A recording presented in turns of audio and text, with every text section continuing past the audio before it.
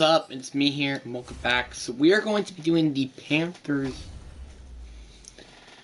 Rebuild. Now, honestly, this roster is the player card. This is the development. This player isn't looking too hot for me.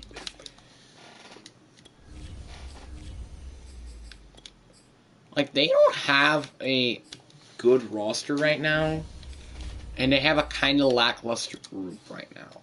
So, yeah, I think it's safe to say that this team is going to be down pretty a lot during the season. But I'm going to trade Quay Jones and Morgan Fox for hopefully a third-round pick. Like, if I could get that much, that would be really nice. And I'm also trading Matt Prius.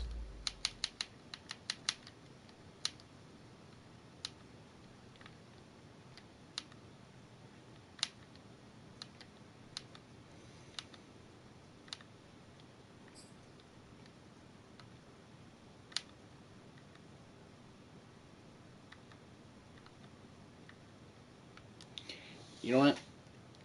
I'm going to trade it for Green Bay's third round pick this year and next year. Alright, there we go. Despite they're all, kind of like average or okay, we actually did get a lot of value there. And I'm also actually going to trade Roddy Anderson. I'm going to trade Roddy Anderson. Yeah, Shaq Thompson. And Trayvon Moeller.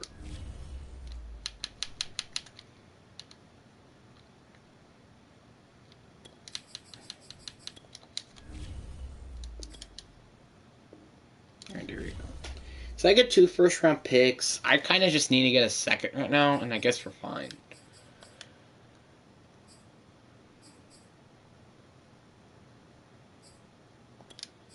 This player's development trait is hidden.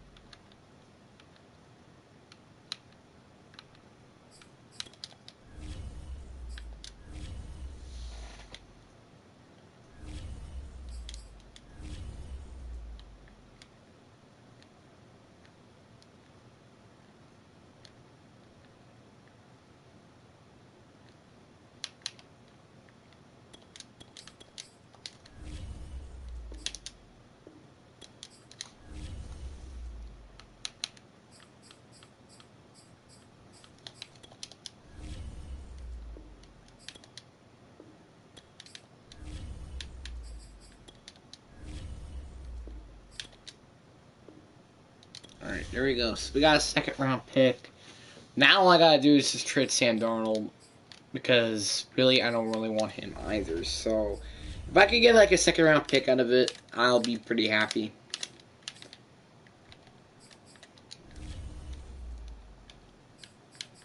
But I'd actually like a fifth as well.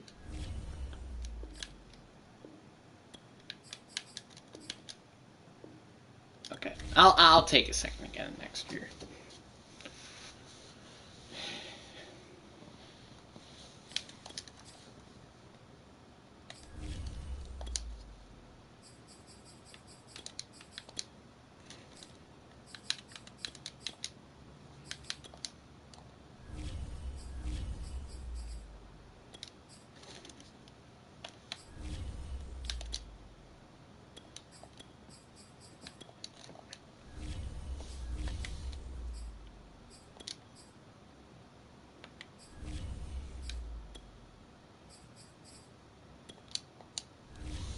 We are going to make sure. I mean, we're probably not going to make it to the playoffs, but I am a little curious, though, if we are going to make it to the playoffs. I'm also, again, going to move Jameer Chin linebacker. I just really prefer having him as a linebacker. Because he's more built for that position than he is at safety for me.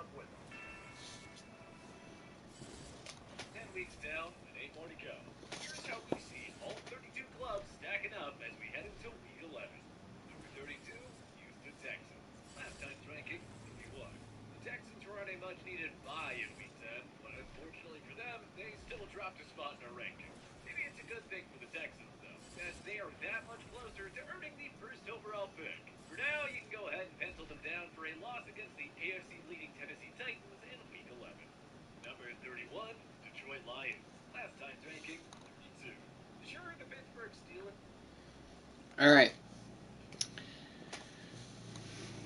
So, we went 3-4, despite we have, like, PJ Walker or probably Nick Mills maybe at quarterback, which I'm actually really surprised that that's how it's been. Oh, never mind. We got Kaepernick. But, hey, I'm not complaining. I mean, at least we're doing solid. But again, I think with our rookie quarterback, we could definitely become really good. But let's go check our free agent prospects. I don't think we actually have any. Oh, yeah, I do have Untitled Chapter. Yeah, I'm going to re-sign him, but again, maybe nobody else, really. 43.7. I don't know.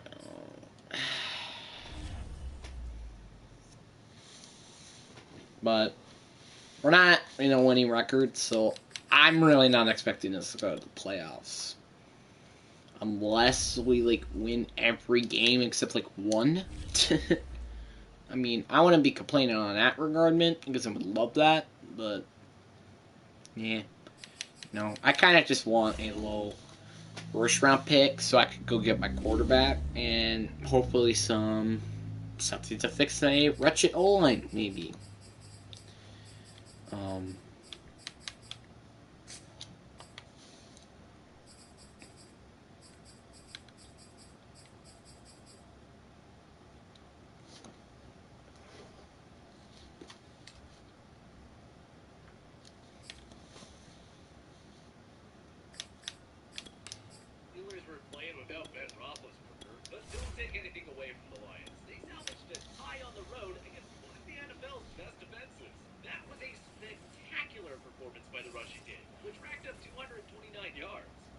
Swift was responsible for 130 of them. 0-16-1 is still very much in play, but it's last call for regular season baseball. Last call for September. 0-16-1 is still very much in play, but at least the Lions can't go 0-17 anymore. Number 30, New York Jets. Last time. Clearly, there is not a QB controversy in New York. Zach Wilson will regain the starting job once he's healthy. The Jets put up zero fight against the Buffalo Bills. What's perhaps the most frustrating thing about this season is they hired a defensive-minded coach in Robert Saleh. Yet they still have the league's worst total defense and scoring defense. Number 29, Jacksonville Jaguars. Last time's ranking, 27.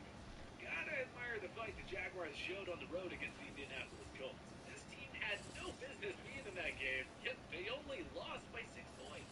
This game just a week after Jacksonville beat Buffalo for an upset of the season. They're still a long ways away from being competitive, but at least Urban Meyer has his boys playing some inspired football. Number 28, Chicago Bears. Last time's ranking, 25. The bye week came at a perfect time for the reeling Bears, who are losers of 4 straight. Things won't get any easier once they return from their breaks, with the Baltimore Ravens, Arizona Cardinals, and Green Bay Packers up next on the schedule.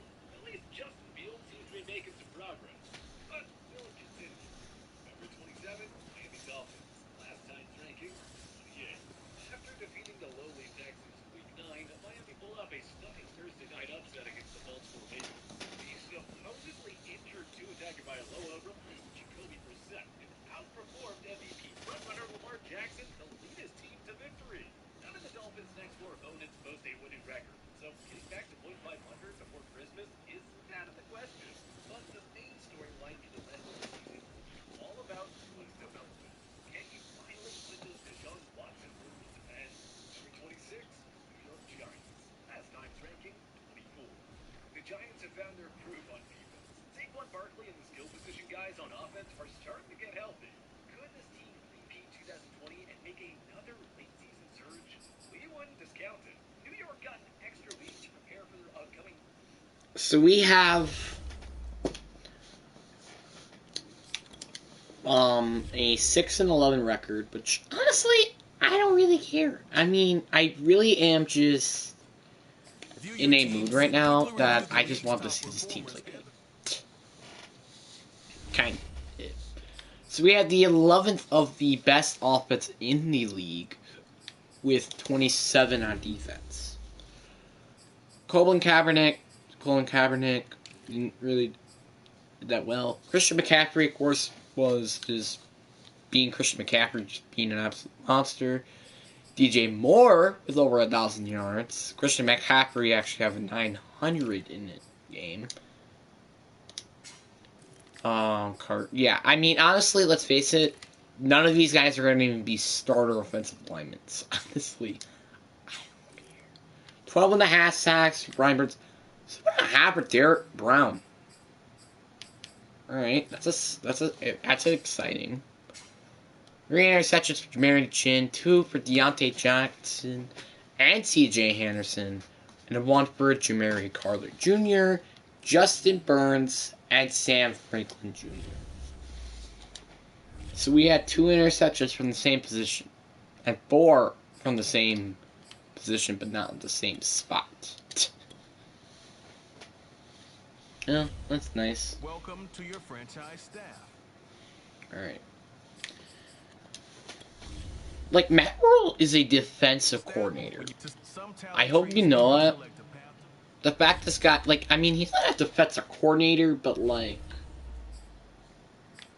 he's been more of an offense, like, a struggle than an actual help on defense, you know?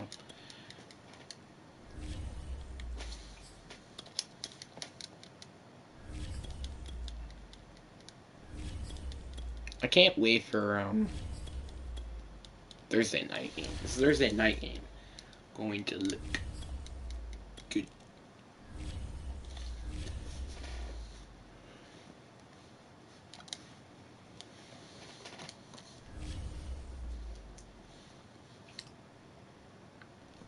Extra week to prepare for their upcoming Monday nighter against the Bucks, a team they narrowly upset a year ago.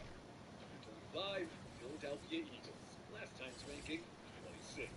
Sometimes you watch this Eagles team and you wonder how they're so far under 500.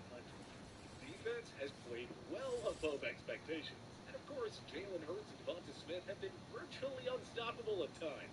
They hooked up for 2 touchdowns against the stingy Denver Broncos secondary in Week 10 en route to a 30-13 road win. The Philly is now 4-6.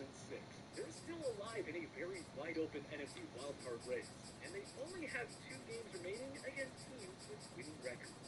Number 24, Washington Football Team. Last time's ranking, 30. Taylor Heineke didn't squander his second chance to stun Tom Brady and the Bucs.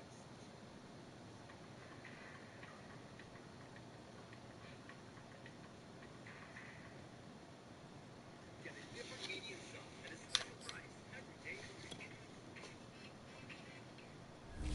He was practically flawless this time around, with 26 completions on 32 attempts for 256 yards and a touchdown.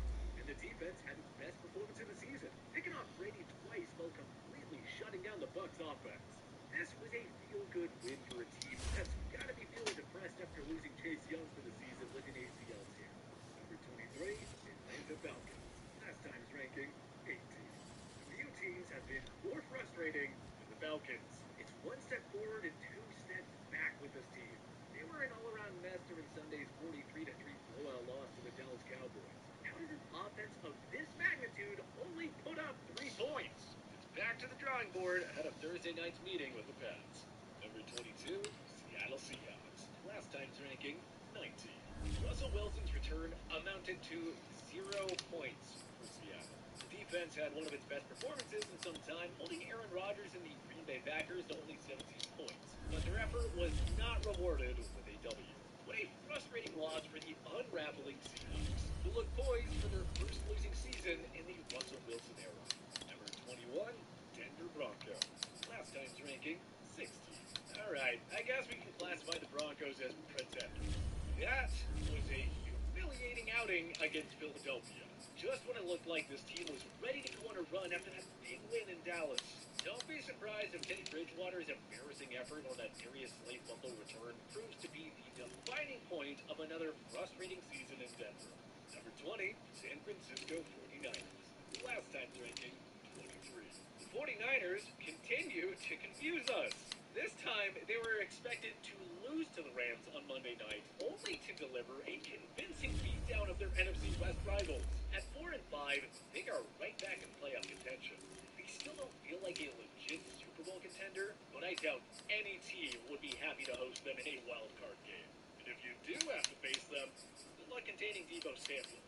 Number 19, Minnesota Vikings. Last time's ranking, 21. Mike Zimmer finally got aggressive, and wouldn't you know it, his Vikings secured a potential season-saving win on the road over the Chargers. It was a masterful performance by Kirk Cousins in the Minnesota offense. But an even bigger test awaits this Sunday as the Vikings prepare to host the arch-rival Packers. Number 18, Cleveland Browns. Last time's ranking, 11. It's as if Bill Belichick had to remind the Browns once again that they shouldn't have fired him over a half a century ago.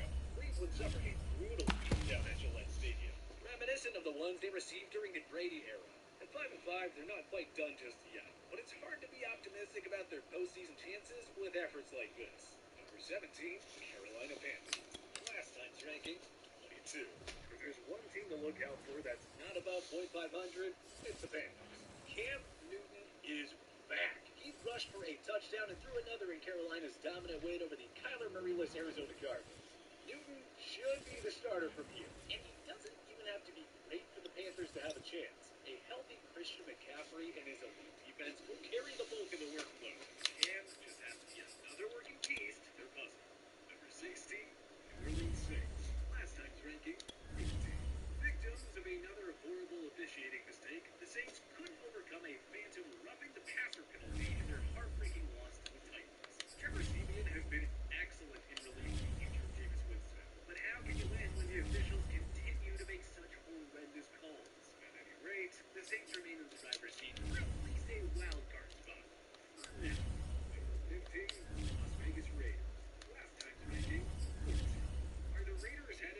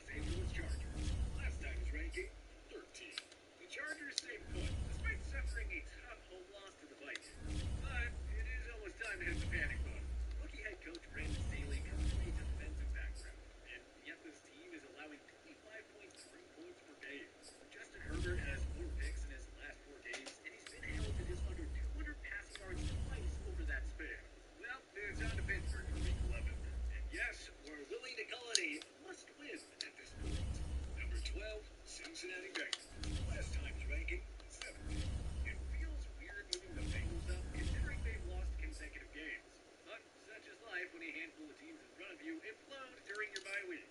Bengals have a real shot to run away with a playoff spot here. They visit the slumping Raiders this Sunday before hosting a Pittsburgh team they beat on the road back in Week 3. Our Titans and Tennessee. Number 11, Pittsburgh Steelers. Last time's ranking.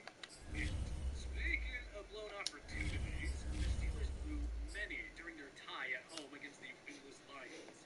No? Matt, the nerve center, every failed project, silent conversations that go nowhere. So, wait, Smart Sheet really powers our process. No excuses.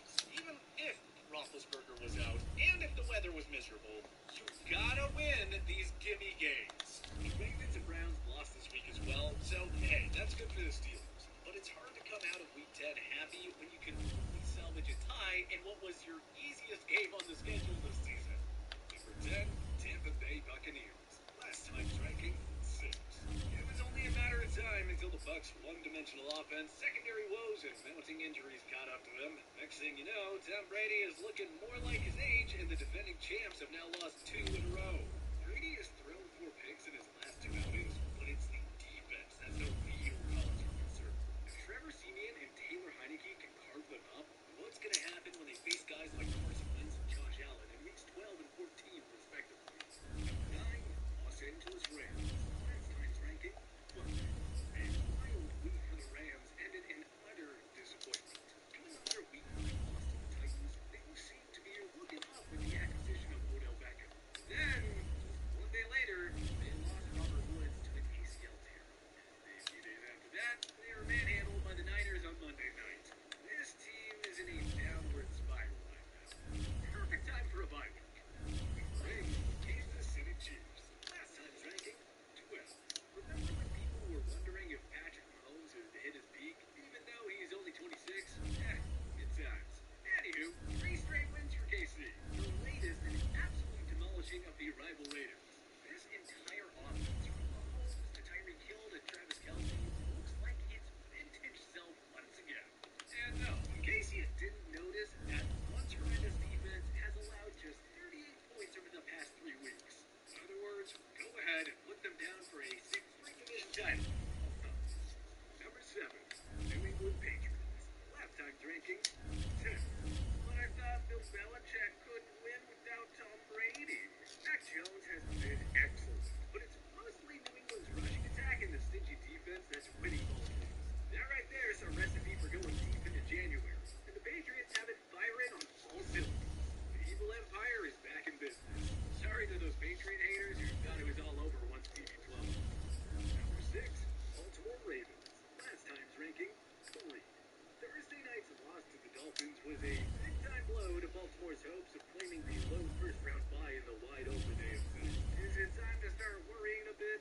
If it weren't for the Vikings' self-inflicted collapse in Week 9, the Ravens would be on a 3-game losing streak. They have a get-right game ahead of them in Week 11. If they can't beat the Bears convincingly, we may have to start reconsidering whether this team is a legit contender. Number 5, Buffalo Bills. Last time's ranking, 9. Coming off a stunning loss to the Jaguars, Buffalo took out their frustrations on the hapless Jets. And as for you, I don't know you, but I'm sure you're a jerk. Hey, I've only been here a few minutes. What's going on? Faith has been restored, and the Bills are still top of the AFC East, with the red-hot Patriots not far behind. Anyone else already counting down the days until those 2 at-Bills matchups in December? Number 4, Dallas Cowboys. Last time's ranking, 7. A great week for the boys, and not just because they crushed the Falcons following a stinker against the Broncos. The Bucs and Cardinals also lost, keeping Dallas very much in play for the NFC's top seed. Dak Prescott and company will further cement themselves as a bona fide contender if they manage to upset the red-hot Chiefs this Sunday. Number 3, Arizona Cardinals. Last time's ranking, 1. We don't want to rip the Cardinals too much here. It's hard for any team to win without their starting quarterback and top receiver, especially when those 2 guys are as good as Kyler Murray and DeAndre Hopkins. Don't let that loss to Carolina fool you. Colt McCoy is a backup for a reason. When Murray and Hopkins are in the lineup, this is a top 2 team in the NFC. No questions asked. Number 2, Green Bay Packers. Last time's ranking, 4. Aaron Rodgers struggled in his return, but A.J. Dillon and the Green Bay defense were more than happy to carry the load. Sanity is especially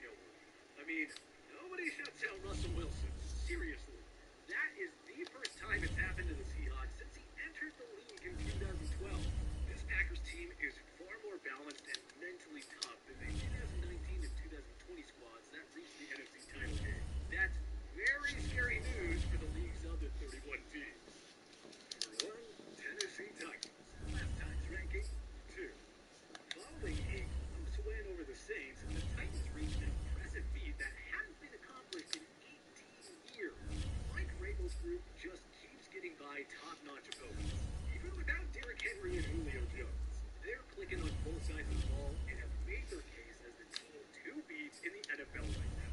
Heck, when you're beating every team that's the so-called team to beat, at some point you'll eventually become that team to beat yourself. That's these Titans through the first 10 weeks of the season. You know, Tim Michael said people shouldn't be openly gay in public. But I think when you bring it out of your house and onto the public street,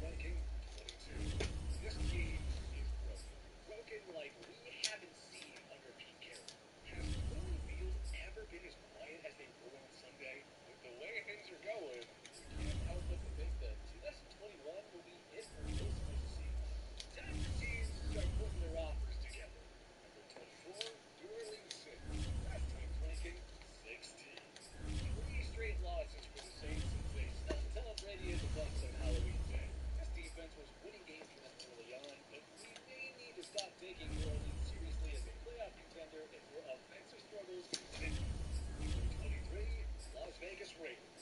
Last time's ranking 50. Oh, look, another Raiders second half collapse. That's 3 straight L's for Vegas now.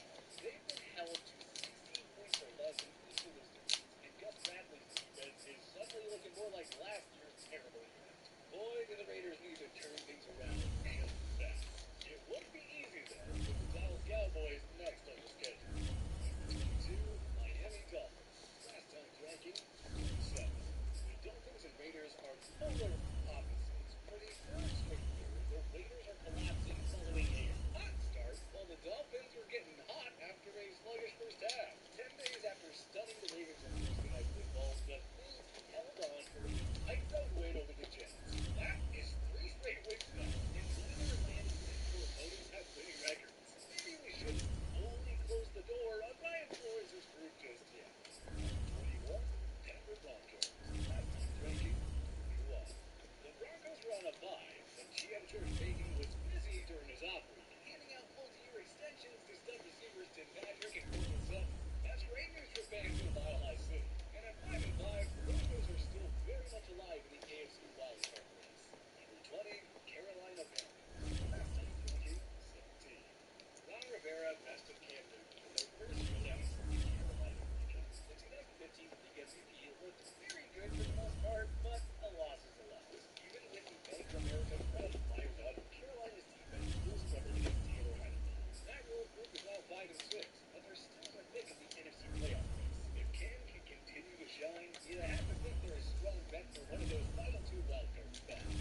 Number 19, Washington Football Team. Last time's ranking.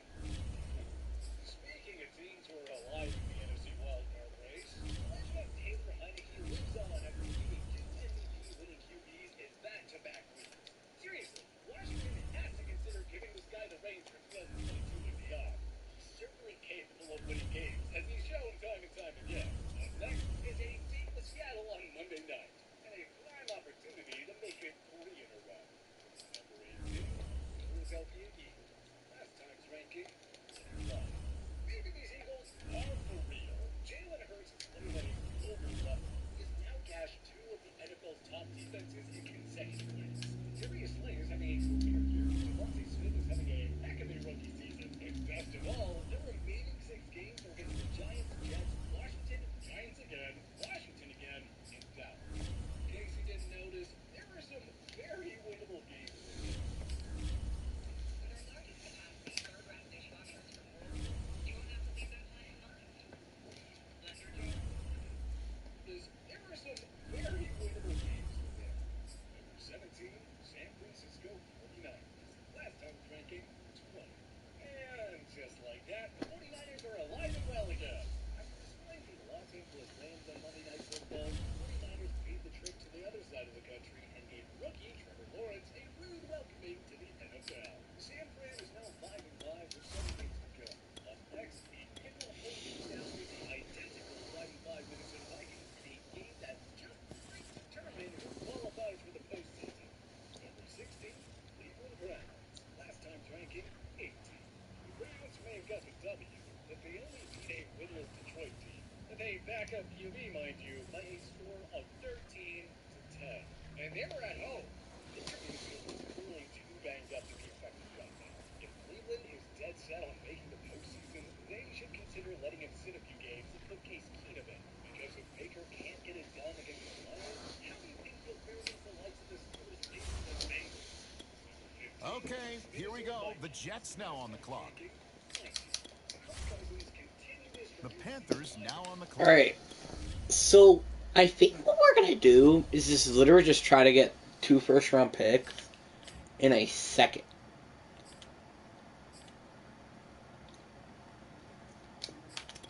Wait a minute here. Yep, they just Give me traded that, the pick away. boy.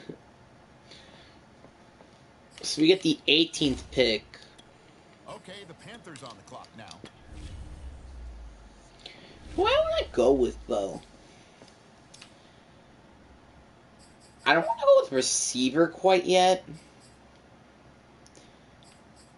Like, all linemen would be nice. Yeah, I think I gotta go with O lineman, don't I? I mean, I haven't really looked at the quarterback yet, but I'm not a big fan of the QB class currently. So I'm gonna go with Toby Herbert or the left tackle.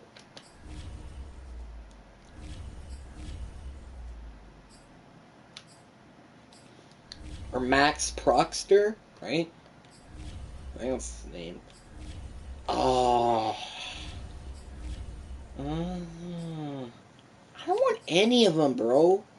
They kind of look both garbage, honestly. Bobby Jones. Like, I could get this guy probably later in the draft. So, yeah. I'll just trade back again. There is just no value available. That's kind of all I could put out, really. Give me Denver. Right now, looks like there's a trade. Denver's first round pick is going to be extremely low, even if they get the next pick. Just honest. And the Panthers on the clock now. So they go get a tight end. Oh yeah, because we don't have our second round pick. Got you.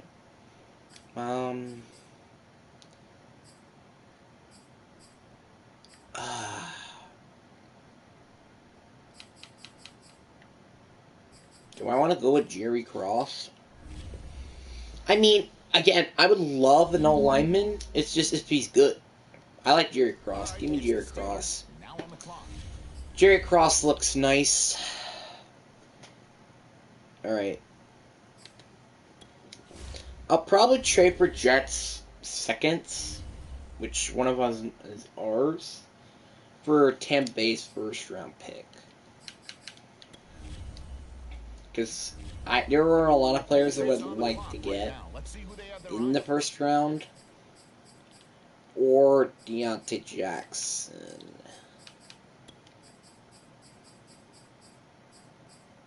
Give me Tampa Bay's first. We don't need all these first round picks. I'm just saying. All right, now on the clock, the Giants.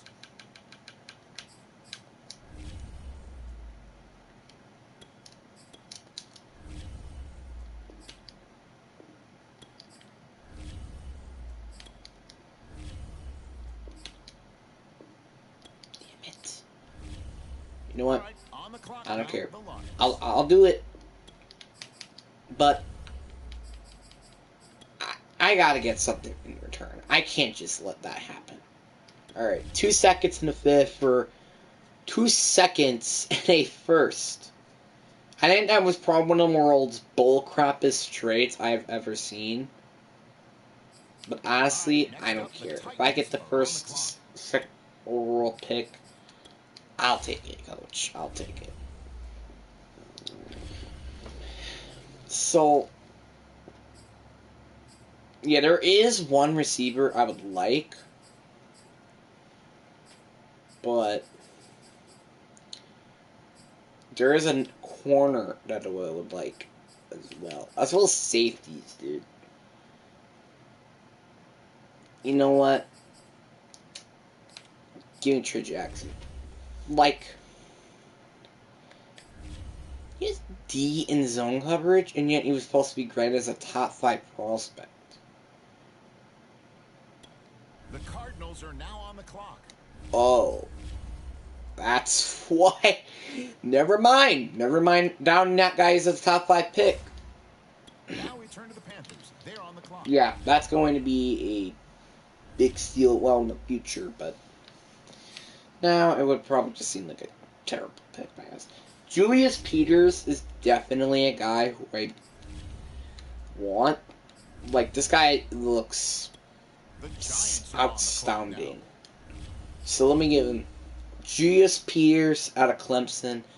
I know I need a quarterback, but at least until we get one, we have we have at least someone to throw the ball to, and his name is not DJ Moore or Tyron Tallis. Heck, even one of the offensive. You kind of get what I mean. Fabric, like, Ballard, is he the guy who says, yeah, that's the guy with the good coverage. The Giants now on the clock. Who do they have their eye on? 87. That guy is going to just kill everyone in opposing defenses. I mean, opposing offenses. Panthers now on the clock. And zone coverage. And man coverage. Like, no one wants to go against it. No one. I'm going to go with the safety later, but I really want to actually end up getting one of these tight ends. Marcus Trapley. I kind of want to go with, like, I know, we don't really kind of need a tight end. We did, after all, just drafted one last year, but you get what I mean. I like this tight end, so I'm going to go with them. Okay, the Chiefs are on the clock now.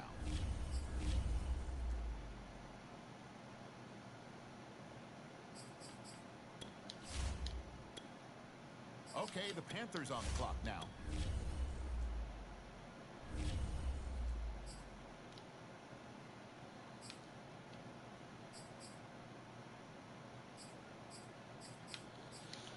Do I want to go with Max Clement and fix the line? Or do I want to go with... I kind of want to go with the red tackle. Like, O-line is a pressing need. Safety, not so much. But that speed is still so untouchable. I'm taking Max Clemens though here. He's just way too good not to pass over there. Dolphins don't need a safety, let's face it. No, they don't need a safety. They go corner despite Byron Jones' leader. Oh, and there's the safety. Well, we're going to end draft, see what the hell happened. So, yeah.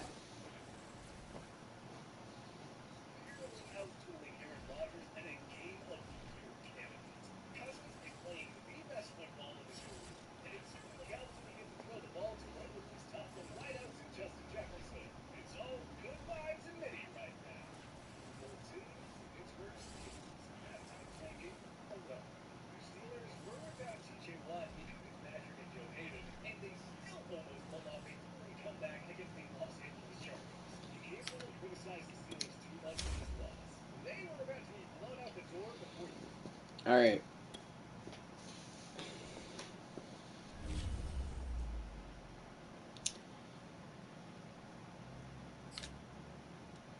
So yeah, we got a good guard. Okay, honestly at this point, I don't even regret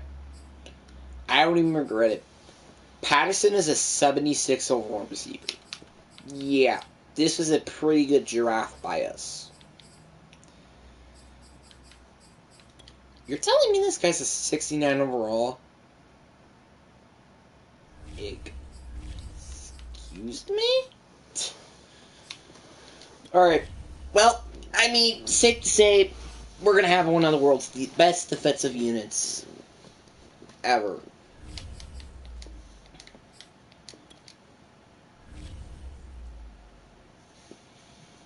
The fact that we have now him as a linebacker is going to be scary. Like, this might be one of the best linebacker. Like, this is like, seriously. Usually, when I do bees, I never get like a beast cover linebacker like this guy. So, I'm happy. So, yeah.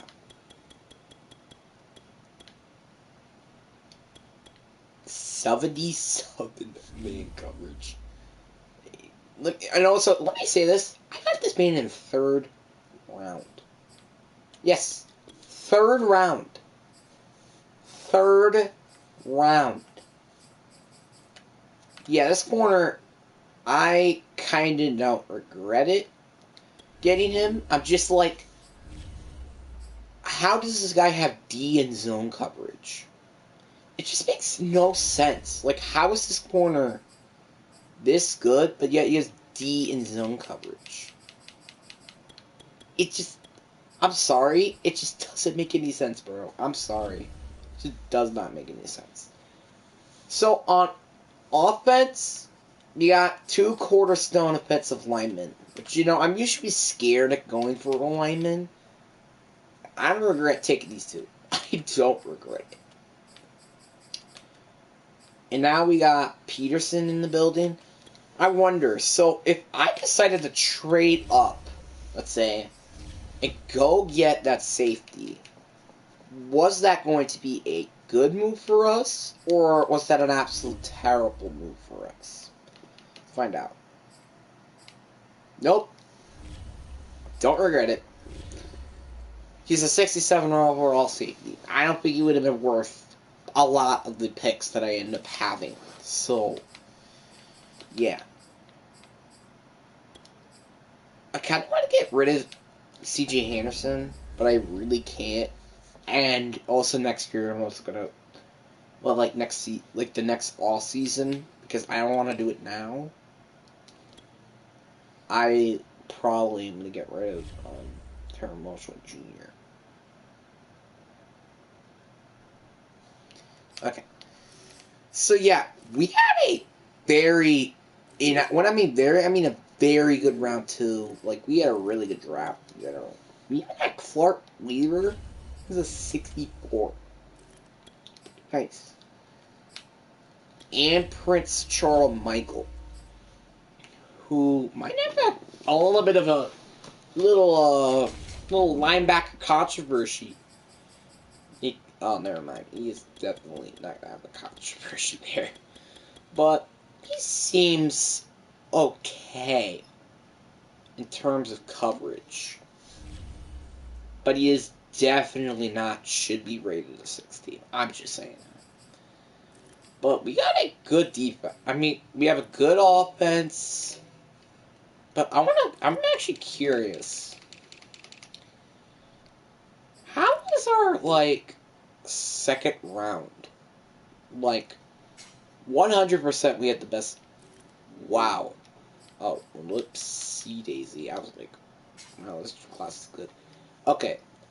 At least I was in a team that gone and got Trent Franklin. Thank the Lord.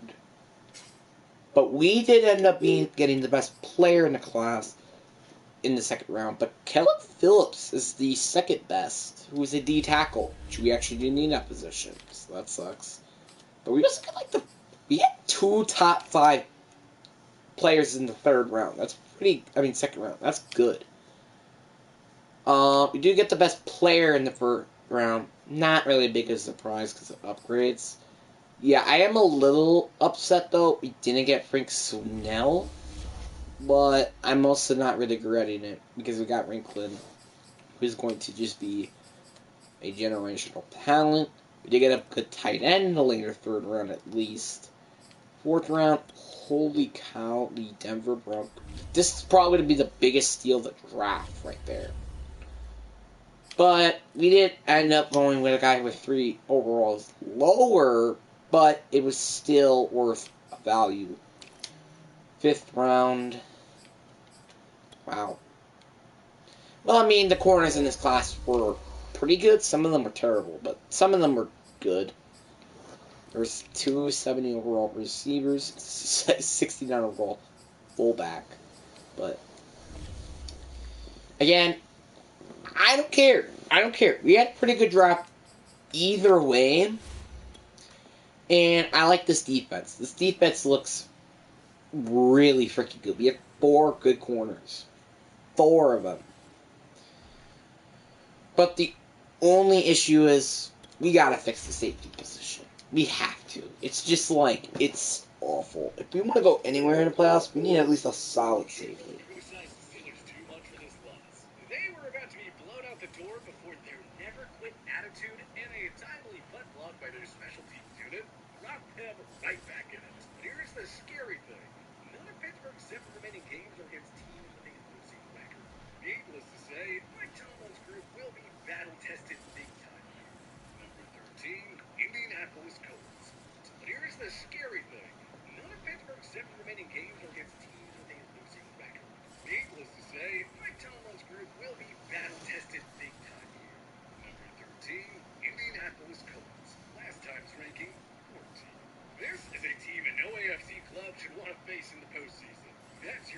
restart feels like a lifetime ago.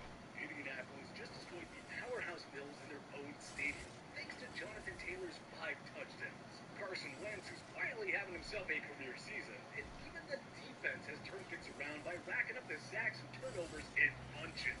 We'll see if the Colts can stay hot when they welcome a familiar foe in Tom Brady to Lucas Oil Stadium this Sunday. Number 12, Buffalo Bills.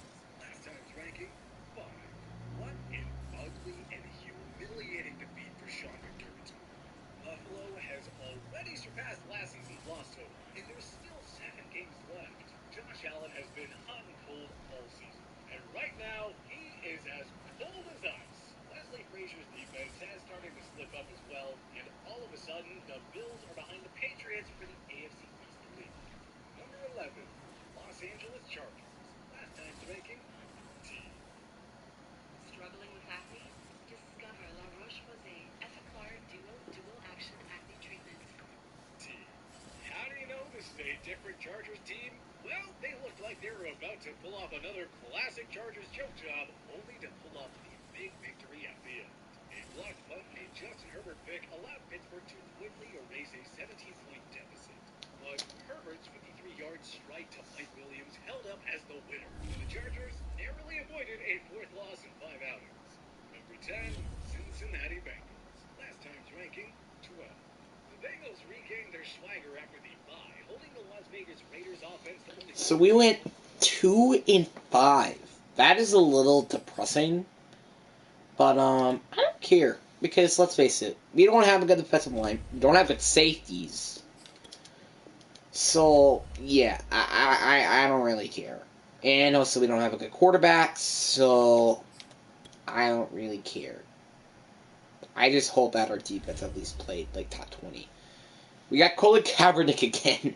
18th in offense, but 25th in defense. That is an upgrade. I don't care, but that's an upgrade.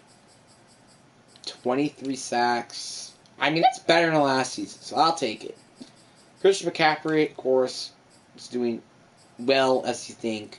DJ Moore is the... Oh, wow. He's like the only player who actually is a starter that actually has a touchdown. Like a starting receiver, pretty much. Yikes. 6 sacks for Max Clem.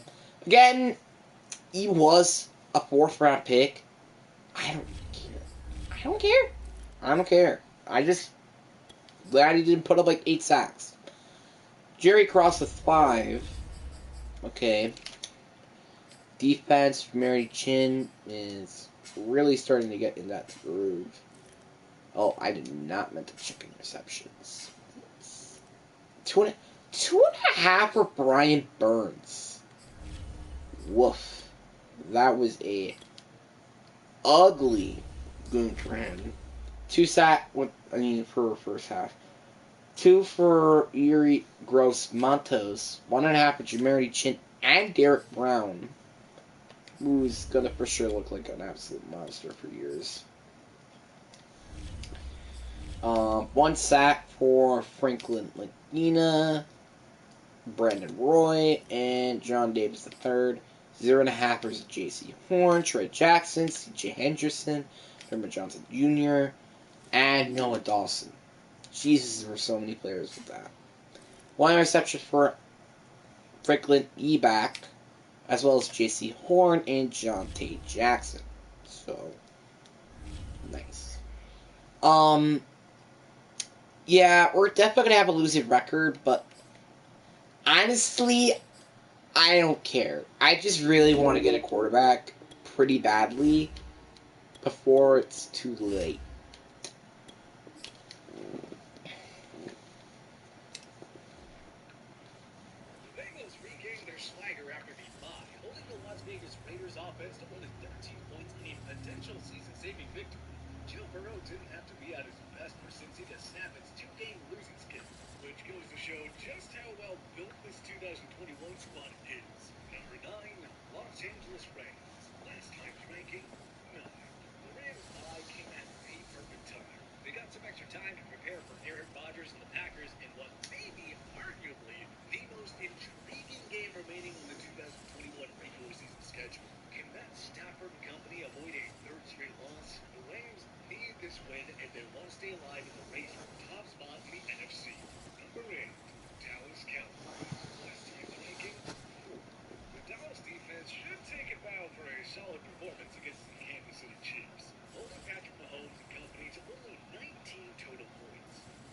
Dak Prescott couldn't get anything going without Tyron Smith and Amari Cooper. To make matters worse, CeeDee Lamb suffered a concussion and had to miss the second half, which also puts his availability for Thursday's game in jeopardy. Speaking of Thursday's game, it's a big one. Another loss, and the Cowboys could watch their once insurmountable NFC East lead disappear. Number 7, Tampa Bay Buccaneers. Last time's ranking, 10. Tom Brady and the Bucs were expected to bounce back and snap their 2-game losing skid on Monday night against the Giants. And, well, yeah, they did exactly that. The defending champs were clicking on both sides of the ball, forcing 3 turnovers on defense and totaling over 400 yards of offense. With the Saints reeling, I think we can safely anoint them as the NFC South champs. But this team has bigger aspirations. Number 6, Tennessee Titans. Last time's ranking, 1. The Titans were stunned by the previous 1-win Texans at home, dropping them to 8-3 on the year. This offense just isn't the same without Derrick Henry, and injuries to Julio Jones and A.J. Brown are cause for concern. You do have to wonder how much longer this banged-up offense can keep it together before the wheels come off. The Titans don't have it any easier this week either, as they visit Bill Belichick and the surging Patriots. Number 5, Baltimore Ravens. Last time's ranking, 6. What an effort from Tyler Huntley, who led Baltimore to a late victory over the Bears in his first career start. Huntley was sacked 6 times and threw a pick, but We are a different type of traveler. Curiosity is our compass. Holy cow. Our second half of the season went nuts. 8-9. Yeah, we went 2-5, and then we went 8-9. That's pretty good, and it must mean our bye week was Kino, as the kids call it. But any offensive or defensive rookie years? No. Literally, like, I'm actually really upset though, but I mean, at the same time, I didn't even have a quarterback on offense, so yeah, I don't really care. Number 24 on offense, so we had to have a top 10. I am so confused, but whatever. Colin Kaepernick, we actually let more sacks happen this season. I don't care. 15 touchdowns for Christian McCaffrey. Over 1,000 yards for DJ Moore. Julius Peterson did pretty good. I mean, maybe not the touchdowns, but yeah, he looked pretty well though during the second half. Max Kalemic. I'm sorry that I said that you were a good player. We had 13 sacks allowed. Yikes. And yet you didn't even have the most snaps. Once again, yikes. 11.5 sacks for Brian Burns. Yeah, Brian Burns came back pretty well. 4.5 sacks for Derek Brown. 3.5 sacks for Franklin Lee Balak.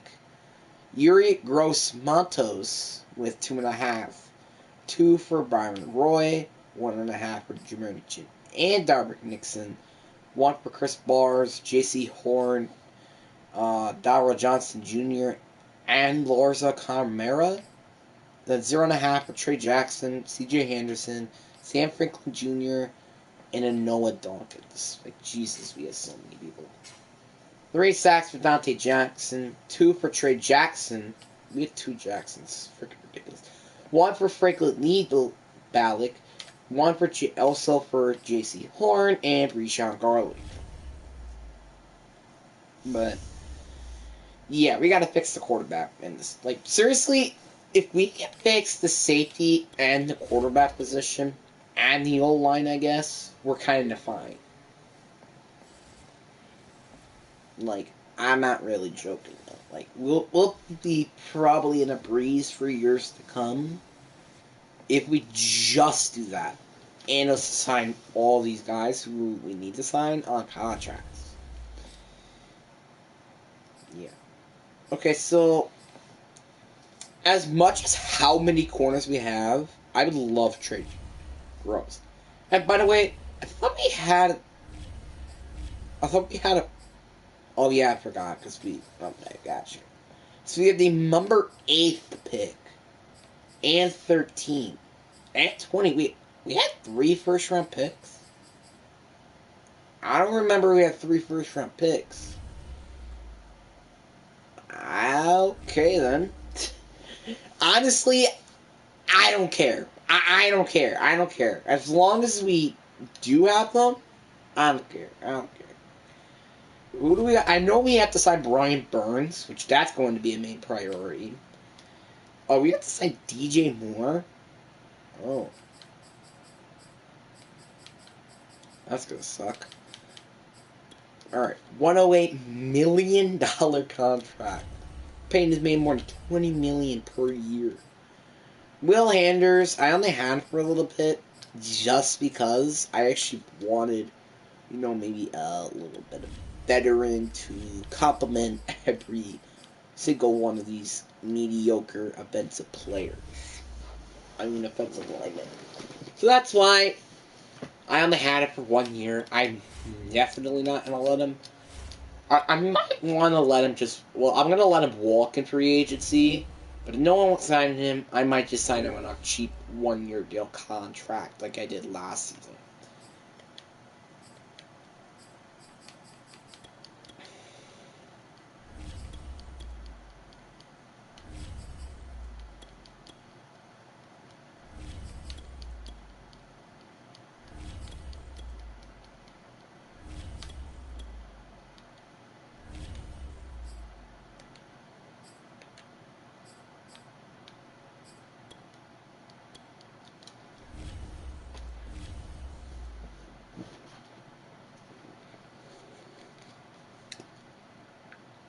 Is our compass.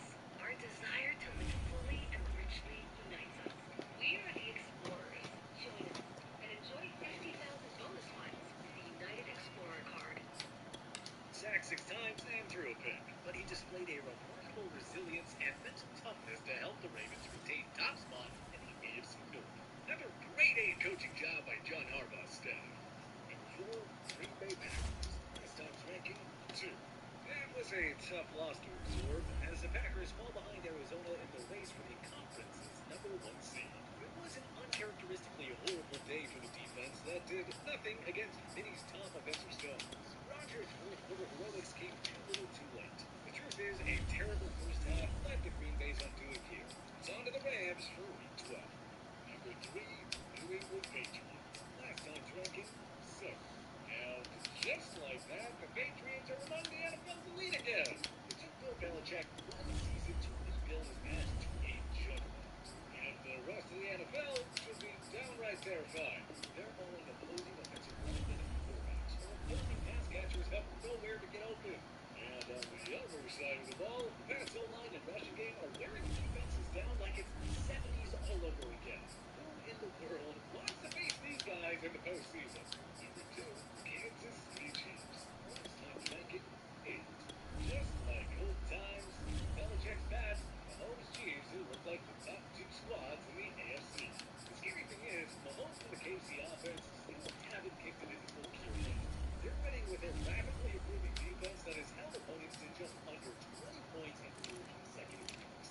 Number 1, Arizona Cardinals. Last time's ranking 3. Without Kyler Murray and DeAndre Hopkins, Arizona still crushed a desperate Seattle team on the road. They gave Russell Wilson nothing. DK Metcalf was a non-factor. Colt McCoy pieced together a Murray-like outing with 328 passing yards and 2 touchdowns. Arizona put the dagger in the hearts of their longtime rivals. But more importantly, they remain atop the NFC heading into their Week 12 bye. Life is good in the desert. But who do you think is the team to beat in the NFL heading into Week 12? Join us in the comment section below. If you like this video and want to continue, please hit the like button and set us up. And hey, question. If this is your first time coming around to TPS though, subscribing is a great idea, as we put out videos like this every single day. This is the dilemma with exfoliating water.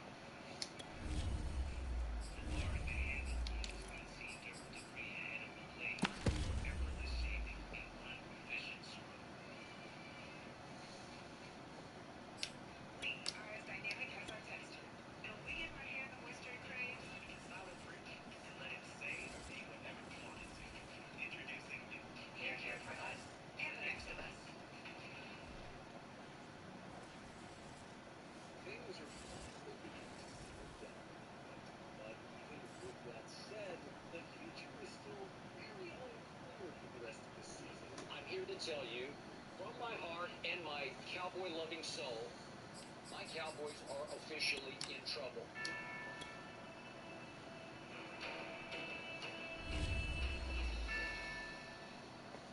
Calendar is now flipped to December, and only 6 weeks remain in the 2021 regular season schedule. With 12 weeks in the books now, here is how all 32 teams stack up heading into December. Number 32, Detroit Lions. Last time's ranking, new 2. At this point, it seems like the 2021 Lions are destined to not win a single game this year. That was a gut-wrenching loss to the Chicago Bears on Thanksgiving Day. Good news was the New York Jets winning this week. The Lions are comfortable as they comfortably into the first overall pick. Number 31, Jacksonville Jaguars. Last time's ranking, 3rd. There were some positives in the Jaguars' 21-14 home loss to the Atlanta Falcons. They outperformed the offense to just 21 points, and the ground game picked up 141 yards. Hey, let's be real, Jaguars fans. A loss is better for the franchise in this league. Since you won a top 2 selection, you can start to look more likely that you'll get one. Number 30, Houston Texans. Last time's ranking, 29. Tyrod Taylor's return has given the Indianapolis offense some little life, but he doesn't have a whole lot to work with. The Texans fell to an equally average Jets team on Sunday afternoon. This team is still really nothing. Terrible. Number 29, New York Jets. Last time's ranking, 31. Zach Wilson's return wasn't exactly pretty, but the Jets rushing game picked up the slack with 137 yards and 2 scores. Not bad beating the Texans and some play, but Robert Saleh has to be pleased with it, choosing in their best defensive performance of the season. Number 28, Seattle Seahawks. Last time's ranking, 35. Russell Wilson may be healthy enough to play, but he is clearly not healthy enough to make the offensively engaged. This was almost a trip to his Mississippi team, and the Ravens' performance was no different. It's almost as if he already has one foot out of the door in Seattle. Number 27, Atlanta Falcons. Last time's ranking, 28. What a week for the Falcons. Their win, combined with the losses of the Vikings and Saints, has Arthur's Smith club tied for the final playoff spot in the wide open NFC. The offense certainly has some thoughts on personal tactics of the Lions, but we're still having a hard time believing these guys are a legit playoff contender. Number 26, Chicago Bears. Last time's ranking, 26. That Nike squad barely got past a winless Detroit team, but as we always say, a win's a win. This has been a painfully sluggish season for Chicago, but you can't complain about a Thanksgiving Day victory over a division rival. They needed that W, because the schedule does not get any easier for the Cardinals and Packers up next. Number 21, New Orleans Saints. Last time's ranking, 34. That big-time home win over the Bucs on Halloween feels like a lifetime ago. The Saints have lost 4 straight since that game, along with Trevor Siemian as their starting quarterback. With Taysom Hill expected to take over unofficially in Week 13, it's looking like it'll be too little too late. You hate downing champagne, but why didn't the team make this move earlier? Number 24, Carolina Panthers. Last time's ranking, 20. Well, so much for Cam Newton's return to the igniting Panthers. 2 straight L's now, both coming against teams with losing records. They're still creepily alive to the final wildcard spot. All right, next up, the Jets I know. are on the clock. Oh, shoot. Damn it. Well, I don't care. So we're going to trade up to number 1 to go pick up corner product. Because I just really want to go get him.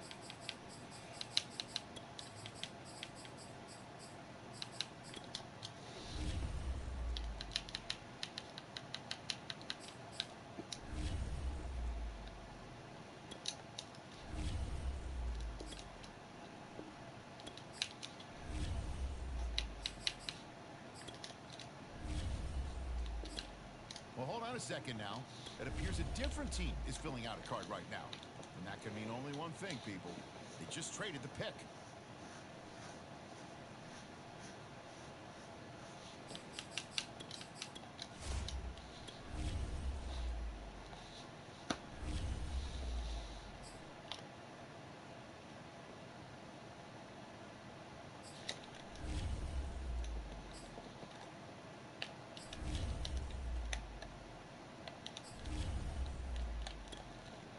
Saints are now on the clock.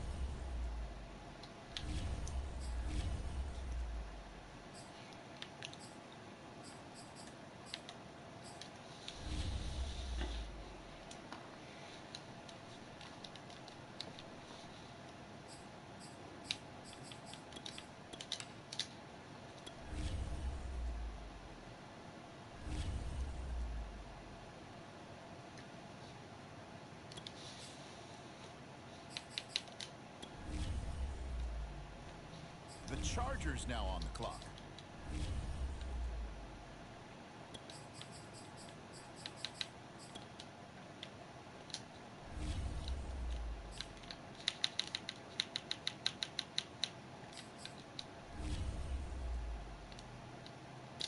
On the clock now, the Jaguars.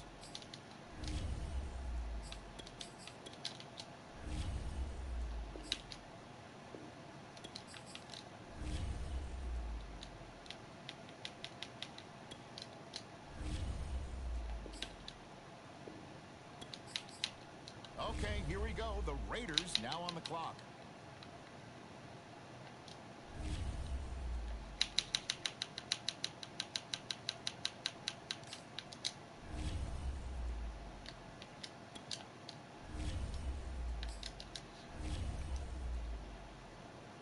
Okay, the Giants up now. They're on the clock.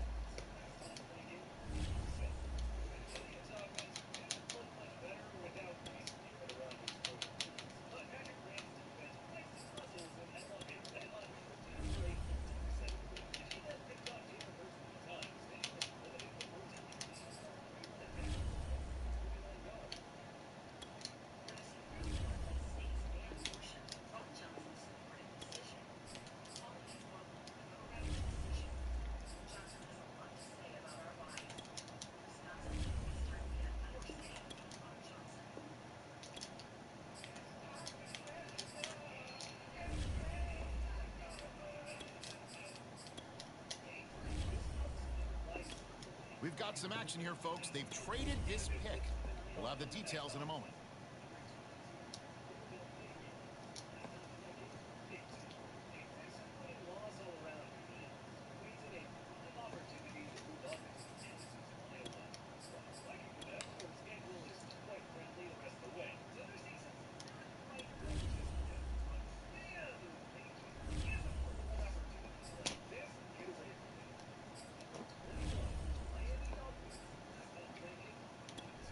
It's the Eagles now on the clock.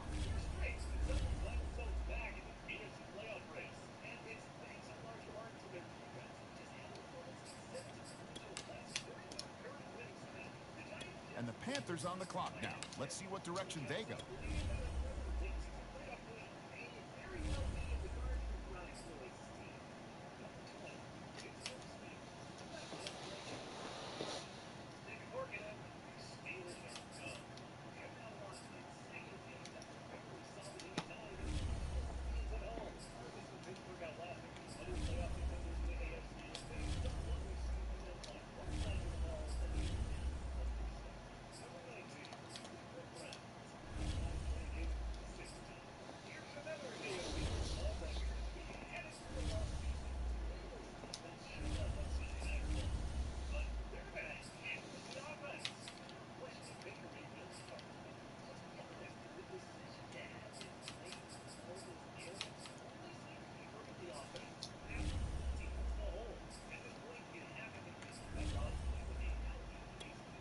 On the clock now, it's the Titans.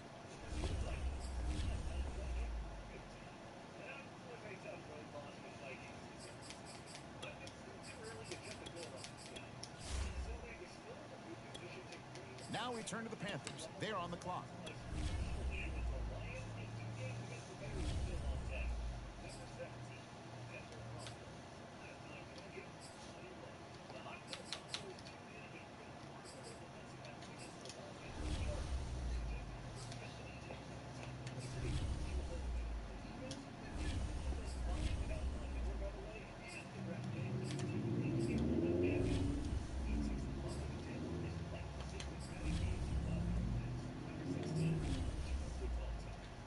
It's the Lions now on the clock.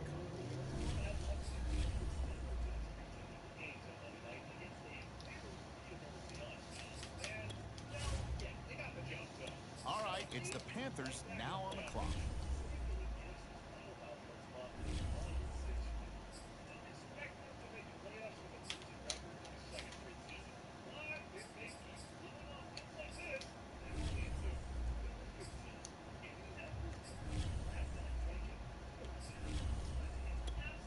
All right, now it's the Cardinals' turn. They're up.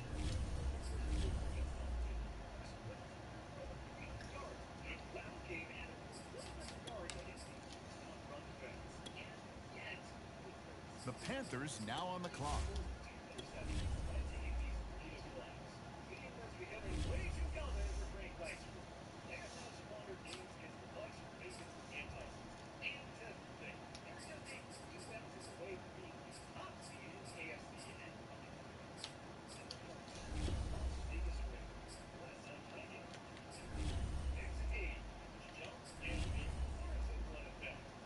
The Cardinals on the clock now. What direction will they go?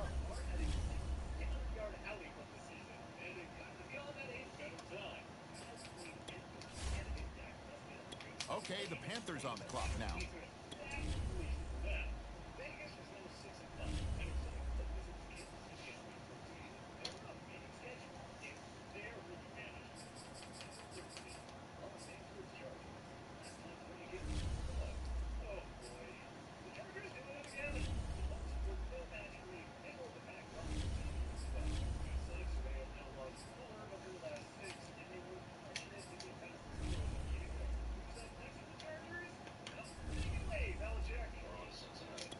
The Colts are now on the clock.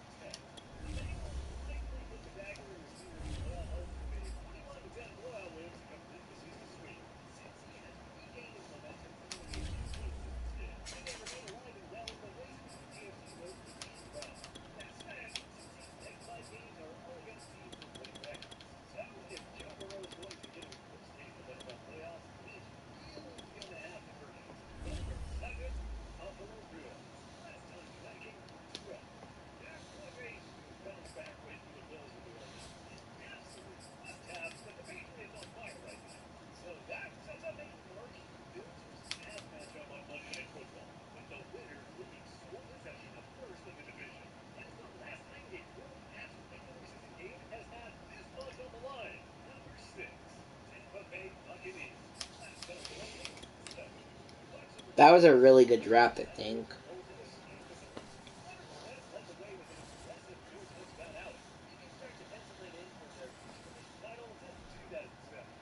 Number 5, Baltimore Ravens. Last time's ranking, 5. That was the definition of an ugly win if we've ever seen. Lamar Jackson's 4 picks were enough to dupe the Ravens thanks to a big-time performance from Lamar Jackson's defense.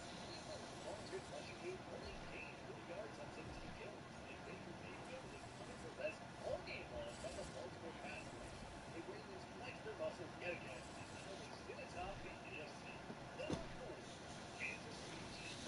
Last time's ranking, 2. The Chargers lost to Denver, kept the Chiefs alone atop the AFC West. So it was a good bye week for Andy Reid and company. Not only are the Chiefs in good position to claim their 60th division title, but they're very much in play for the AFC top seed. Looking at the rest of their schedule, it's not crazy to think that they could win out. Number 3, Green Bay Packers. Last time's ranking, 4. Following a tough loss in Minnesota, the Packers returned home and dominated a downward Rams team at Lambeau Field. Aaron Rodgers had his I didn't meant to do that. split up in last year's divisional round. The Packers defense continues to dominate. It's hard to find a weak link on this Green Bay team. It's scary to think that they look considerably better than the team that won 13 games and reached the NFC title game a year ago. Number 2, New England Patriots. Last time's ranking, 3. Tom Brady, who? I kid. Jokes aside, is this New England team scary or what? Mac Jones is getting better every game. The rushing attack is wearing opposing defenses out. And, that defense is also pretty good too. Allowing them to lead low and including points per game. We told you to never question Baker Mayfield Belichick. Even without Tom Brady. So good. So good for those long-suffering Patriots fans. You know, they just can finally look forward to playoff football again. Number 1, Arizona Cardinals. Last time's ranking, 1. The owners of the NFL's best record got to enjoy their bye week at the perfect time. They should return to the fight with their star duo of Kyler Murray and DeAndre Hopkins back to full health. Arizona controls their destiny for the top seed in the AFC, but the schedule is tough after their week 13 tilt with the Bears. We'll see if Cliff Kingsbury squad can hold on to a precious first round bye with the Packers must get down the back. But who do you think is the team to beat through 12 weeks of the season? Join us for the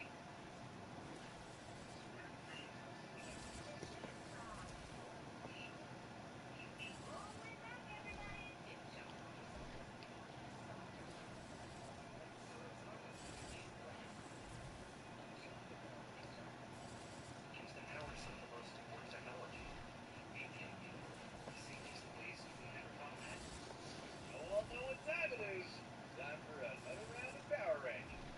So how big is the gap between KC and New England and AFC? Folks, because New England know how to game. The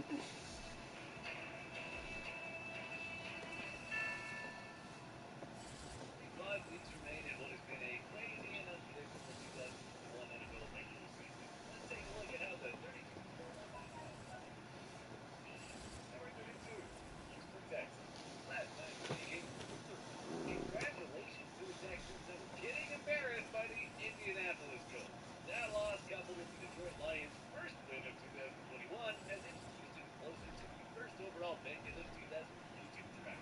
Getting blown out every Sunday can get tiring after a while, but Texan fans may want to get used to it. This could be the norm for the next few years in Houston. Hello, my friend.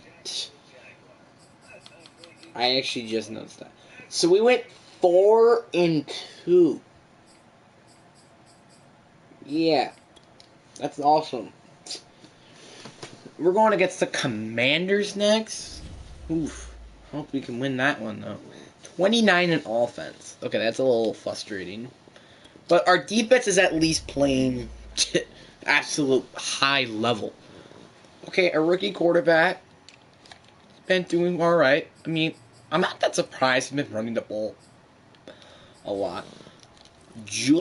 Christian McCaffrey is the most targeted, but Julius Peterson has the most receiving yards over DJ Moore. That's interesting. At least my left tackle and center are looking okay. I'll see your defense. 6 sacks, Montez Sweat. Honestly, I'm just glad that we actually got Montez Sweat, because we really needed him to fix that frickin' pass rush. 2 sacks for Franklin Amin, Byron Murphy, and then 1 for Charles Bradley. The funny thing, this guy's a rookie, and he's not even supposed to be the starting cornerback.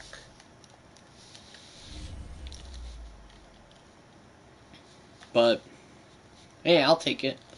Alright, so we are going to simulate it to the playoffs, because honestly, holy cow. Yeah, this team would have been definitely rated top 5 in, 56 points allowed against Seattle. Holy guacamole. Jesus. That is insane. As expected, the Jaguars were humiliated by an angry Los Angeles Rams team that had lost 3 in a row. No one enjoyed that game more than Jalen Ramsey, who got to witness the dysfunction of his old team firsthand. Not that it's his fault, but this was Trevor Lawrence's 5th game in which he was held to under 200 passing yards. Certainly not the rookie season he and the people of Duval County envisioned. Number 30, New York Jets. Last time's ranking, 29. Zach Wilson had perhaps the best outing of his career. And Elijah Moore torched the Philadelphia Eagles secondary for 7 catches, 77 yards, and a touchdown. But that miserable Jets defense had no answer for Gardner Minshew. We saw 2 touchdowns in the Eagles' 33-18 win. The Jets also gave up 185 rushing yards, which is uninspiring when you consider the amount of money and draft capital they've invested on that side of the ball. Good thing the Jets own 2 2022 first-round picks to hopefully help clean up this mess.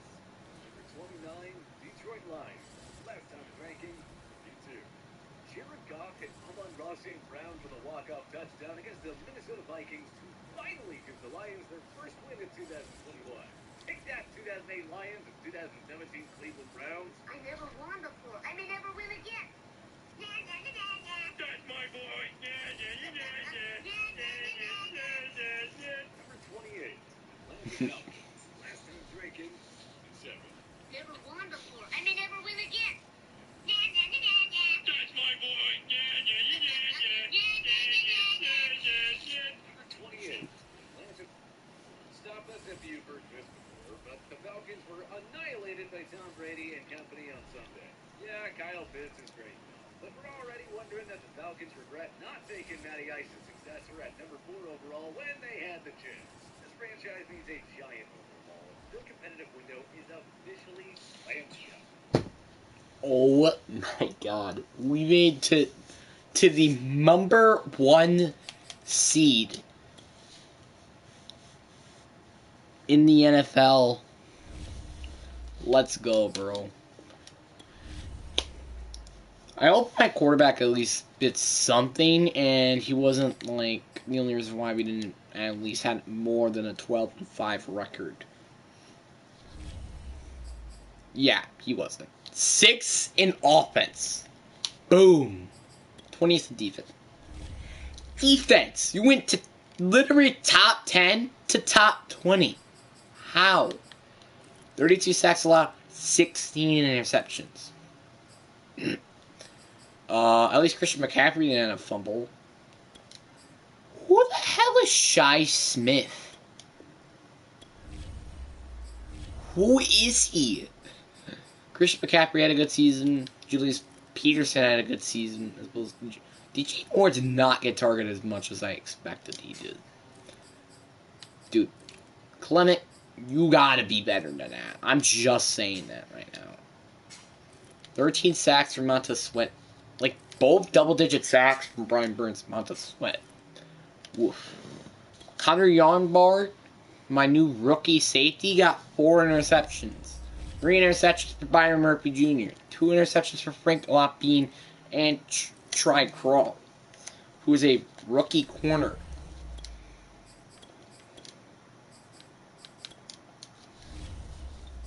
And 1 interception for Jeremy Chin, J.C. Horn, and Jarvis Bradley. This is going to be such a good offense. It's funny to think about that we're the #1 seed in the NFC right now.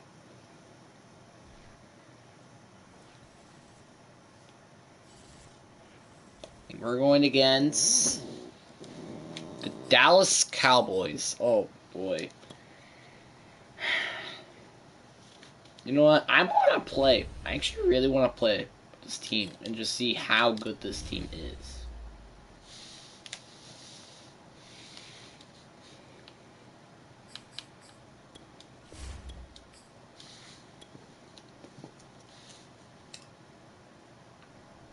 Window is officially slammed shut. Number 27, Chicago Bears. Last time's ranking, 26. The Bears kinda sorta hung in there for a bit against the NFL's best team. David Montgomery gave the Arizona Cardinals plenty of headaches, but it just wasn't enough in a 33-22 defeat. Chicago is now one loss away from suffering their first losing season since 2017. The Matt Nagy era really can't end soon enough.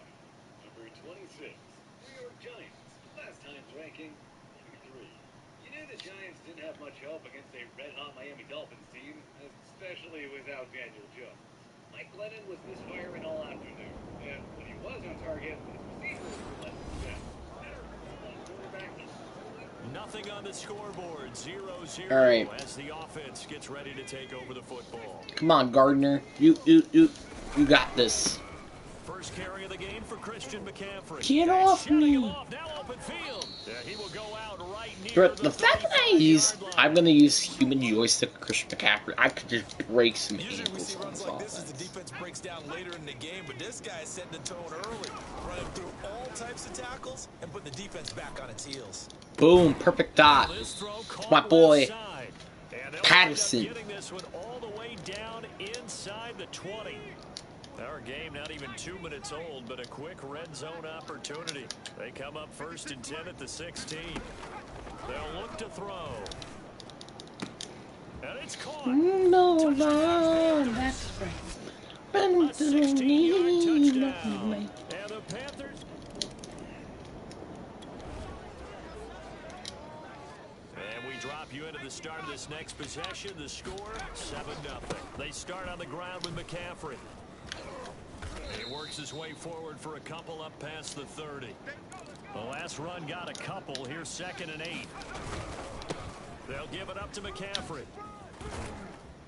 And he'll be tackled right on the chalk of the 45. That's a nice run right there, able to get to the outside, and so many times defenses say, okay, we got you hemmed in. But if you're running the football, at least you know where everyone is coming from. You don't have to worry about There you go, outside DJ at all. Moore. That allows you to run with a little bit more confidence as you traverse down the field.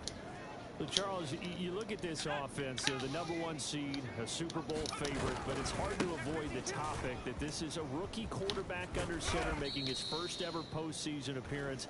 Any concern level there? Well, I would think that we'd all have some concern because, you know, a rookie quarterback, that's just not normal, right? But I think I'd be a lot more concerned if they were the 6th or 7th Oh my seed. God, Go Micah on the Parsons road, just play in a killed hostile me. environment. What if it was cold outside?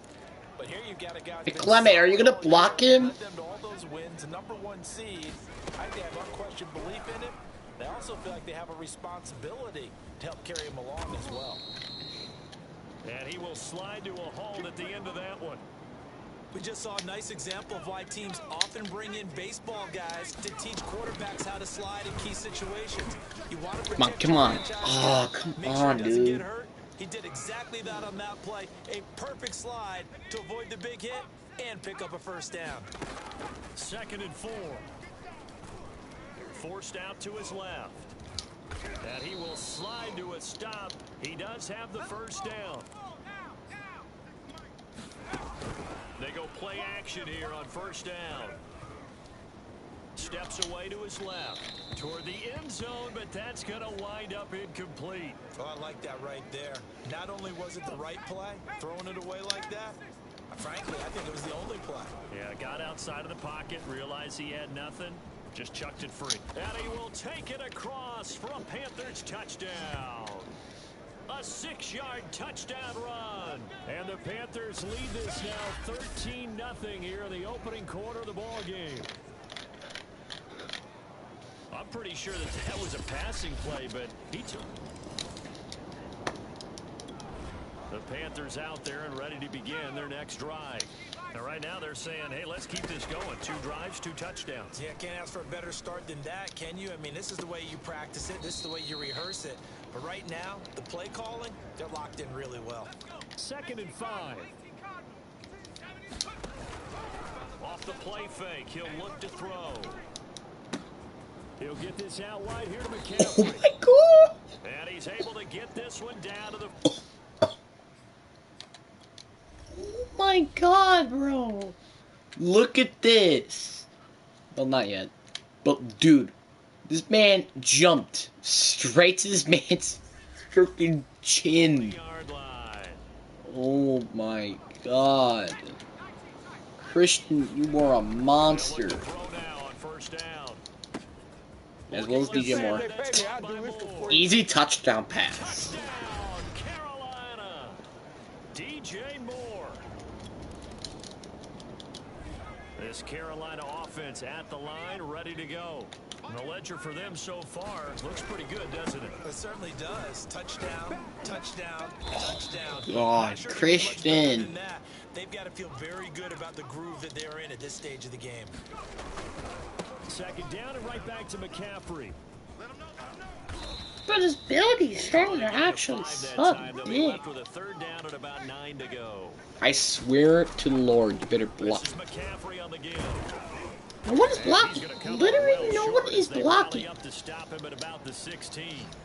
Just a yard on the run there, and that's going to bring us to a 4th down. Jack Fox out to punt here on 4th down.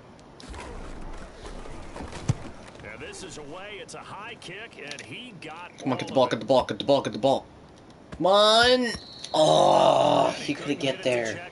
That kicks all the way into the end zone. The Panthers out there and ready to begin their next drive. And on the last go-around, they really couldn't get anything going. They had to punt from deep inside their own territory, which means... Come on, York. There you go. Burst down, baby. What they're looking for now is a little more consistency.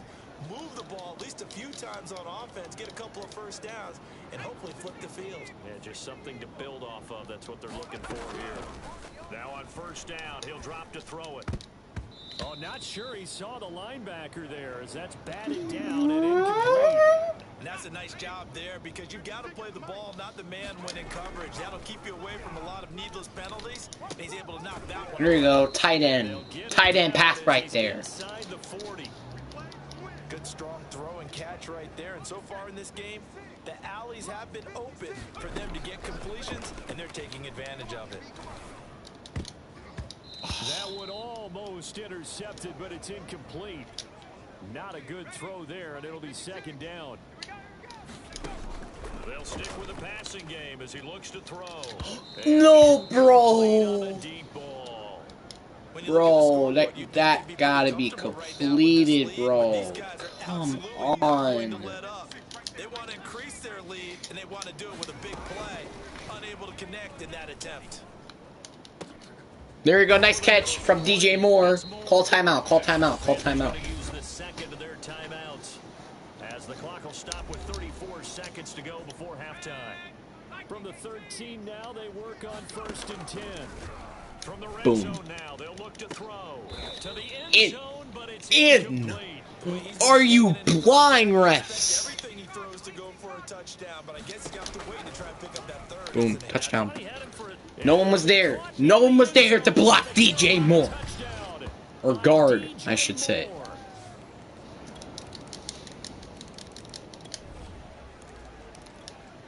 This offense ready to get back out. Tight end on a fort. Tight end on a fort. Tight end, tight end, tight end, tight end, tight end on a fort. A throw left side to start the drive is complete. And down he goes, but he takes it up to the 40. This is just more of the same. This defense has had no answer on a lot of these throws. They've let these receivers run wild, and here's another completion for good yardage. Dancing to his left. And he'll protect Whoa. himself at the end here. Are you trying to kill my mans? Chill. Chillax, mate. On 2nd down, McCaffrey. And taking it across midfield and inside the 45. 52 yards on the ground for him now on 9 carries.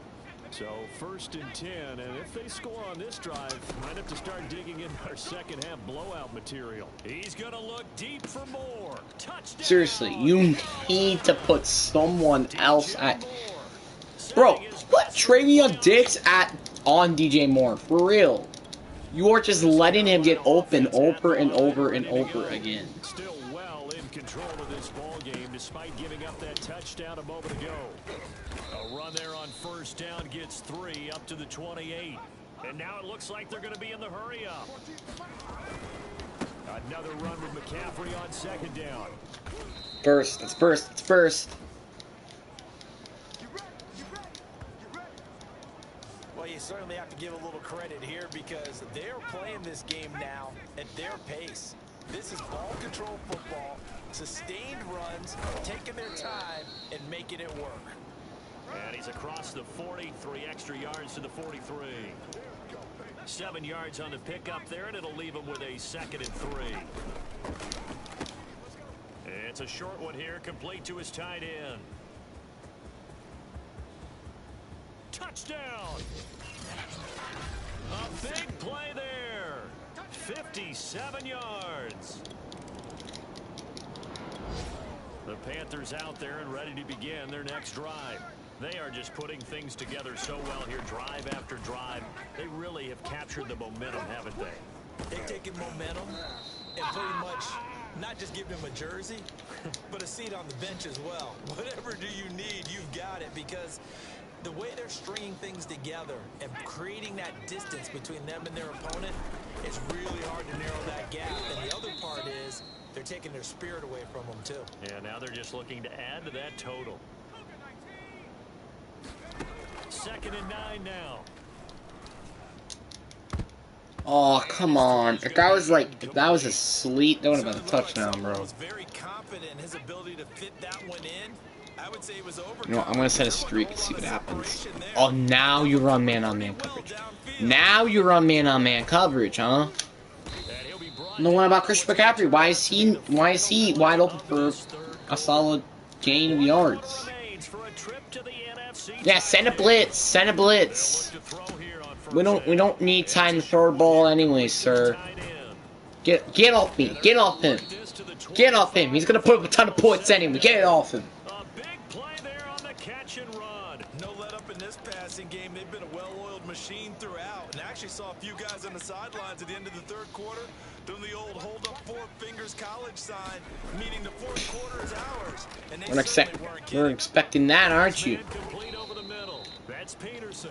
And they will eventually get him down, but he's inside the 5 all the way to the 3. 2 big plays in succession. Not sure this D knows what hit him, but now they got to get ready. It's 1st and goal. Got a man right side. It's McCaffrey. Touchdown, Panthers. Christian McCaffrey from 3 yards. After a good punt, this offense will start with tough field position inside the 10. The drive begins with a run by McCaffrey. Oh, he faked it with a juke. Now he's got some room. And he gets up near the 25 to about the 24 before going out of bounds. Well, that last run makes this a 100-yard night. I've loved the way he's hit the holes. He's been quick, he's been decisive, and he's been a whole lot of fun to watch. And he's upended at the 33 following a good pickup of 8. They're #1 ranked in rushing defense. I don't think they're #1 against Christian McCaffrey, though, coach. They'll try and run some clock here as they keep it on the ground. Oh, able to avoid him. And he'll have it past midfield almost to the 40 before being taken down. 134 yards rushing for him now in the ball game as he is trying to will his guys to the championship round next weekend. Now they'll switch it up here and look to throw. Flushed out right. It's in. Let's go, Christian McCaffrey. And he'll go out of bounds after taking it a little further down inside the 40. 3 yards to gain there, 2nd down. A handoff left, McCaffrey. And for one of the first times tonight, he's going to be held up at the line of scrimmage. The Panthers on third down. They've been good. 3 Come on. for 4 thus far. This is 3rd and 7. And just shutting him off there. And they'll wind up getting this one all the way down inside the 20. An excellent run there coming from out wide. And we used to consider these jet sweeps to be gadget plays or something a little bit unusual, right? But now most teams have some version of this play in their playbook. And I think it's a lot because of the receivers that are being developed nowadays. These guys look like running backs. And he will get into the end zone. It's another touchdown. This thing is ugly. This Carolina offense at the line, ready to go. And it would appear that that first round bye certainly helped. They've looked fresh from the start and no letdown here as they lead big in this divisional round, and they look to book a spot in the conference championship. Oh, that's one to warm the hearts of all those old school football players, isn't it? Tough, hard, gritty run, got behind his pads, bowled over a few people. Look at that one, right up the gut. So through 3 quarters, Dude, no reason to lighten up now. DJ Moore, you can't be right there, bro. I'm just saying that. And also, who in the world is supposed to be blocking that man? On the ground, McCaffrey. A little juke. And this is going to be a Panthers first down as he's able to get this up to the 37-yard line. Brendan, every great running backs coach I've talked with has always talked about when you have great vision, you're not consciously thinking about your cuts and your moves. You're just doing them. And I think that's what we're seeing tonight. He's about run them into submission, hasn't he? You took the words right out of my mouth. I was just going to use that phrase. He has run them into submission. Wave the white flag. A big play that time on the catch and run. So now then, the big play has him all the way inside the 30 now, 1st and 10. Powers through. And the result here, a pickup of 8. Leaves him with 2 to go on 2nd down. 8 yards the gain on that last run. Here's 2nd and a couple.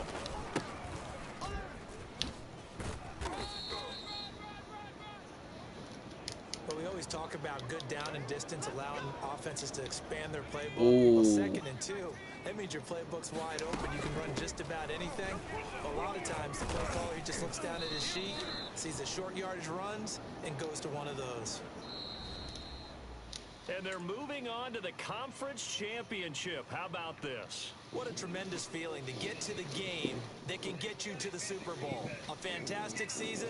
Unfortunately, for the other team, a tough way for it to end. So that'll just about do it for Charles Davis. I'm Brandon Gaudin. You've been watching the NFL on EA Sports. For more, log on to easports.com. The Panthers are winners here as we say so long from Charlotte.